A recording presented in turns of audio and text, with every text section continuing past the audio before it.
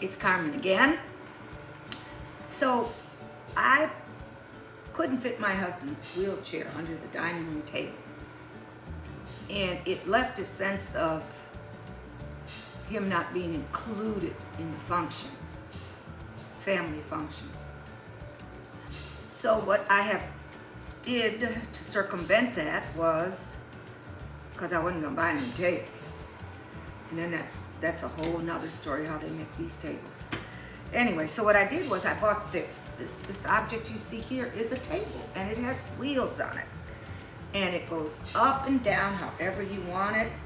And this is an Amazon product. Now, I'll mention Amazon a lot, Walmart a lot, but I'm not promoting those two people. I've got nothing to do with them. But this is where I shop, some of the places I have to shop. So this gives him a sense of inclusiveness because I can fit his wheelchair under here, or I can even lay him down a little bit, however I want to do it, because it allows the up and down. So eating, this segment is about your loved one, if he's able, ambulatory, maybe not ambulatory, maybe wheelchair. I don't know about the hand movement, but my husband's hands get shaky, and so there's a lot of little tips that for him. So first thing I do is give him a bib. Now the reason for the bibs is laundry. You don't want to spend all your life doing laundry. So you can buy the bibs, and these come individually wrapped. And once again, Amazon or Walmart. And throw away. No washing, no doing nothing. But there are times when my finances aren't so good. If any of you have kids and grandkids, you understand what I'm talking about. So I have this one that washes very well.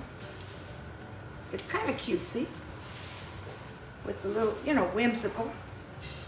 And this washes well. This was a Amazon product. It pins right under him and no mess on his clean clothes. We're gonna go into hygiene later on how I rotate the clothes so it doesn't hold the pee-pee smell. And this keeps the clothes still looking new like when I bought them. So it's less expensive. You only have to buy clothes so many times a year. That's what I'm saying. You don't want to spend all your money on clothes. Okay, so now we're gonna go with the meal portion. This is a plate I got. Easy for them.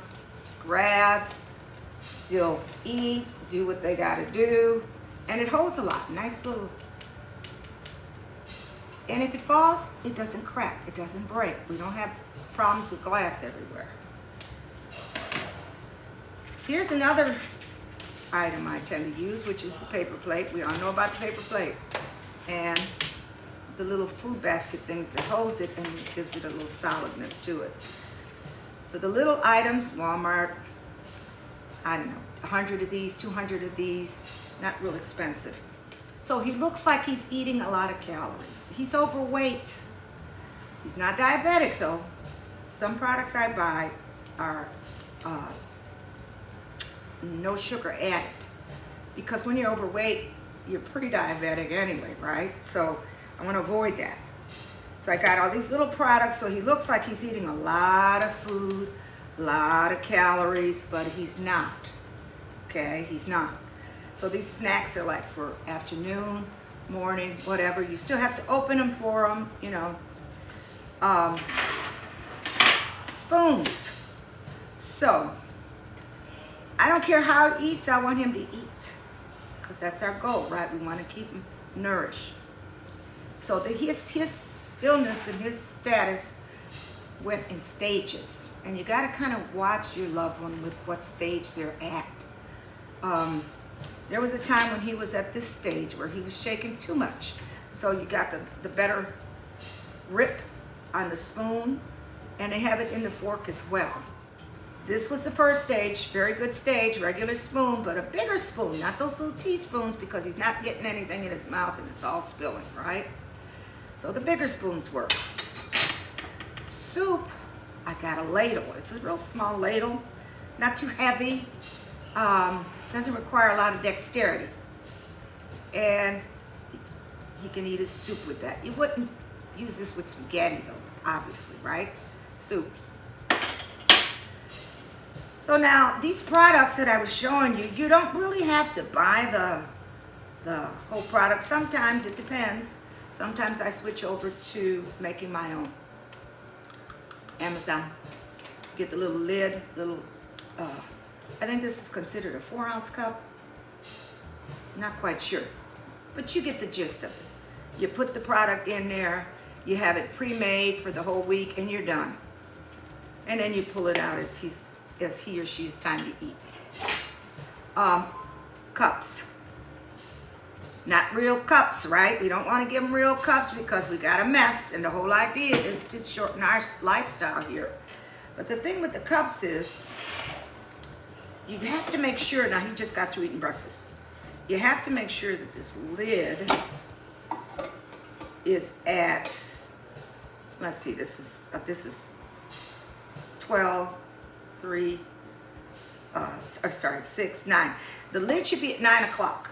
And the reason I say 9 o'clock, excuse me, the reason I say 9 o'clock is when they go to grab it, right, and they drink, and they're shaking, this way it's more aligned with their eating, with their facial movements, with their hand movements.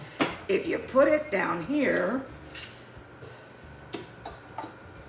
what you're gonna get is a mess, because it's gonna go all over them. So it's best to put these little cups, lids at 9 o'clock. Straws are appropriate, very appropriate. Now I know this is not planet friendly. I tried the planet friendlies, but those steel things, nightmare. So unfortunately we're plastic in here. Same thing with his water. Now, you know those pictures they give you in the hospitals, and they can't pour that stuff, that sits there. So I got 2 of these. And I don't fill it all the way up so it won't be too heavy for him. Once again, half of decreasing your aggravation is observation. That you are cognizant of what your loved one is doing and how you can interject and make it easier for them.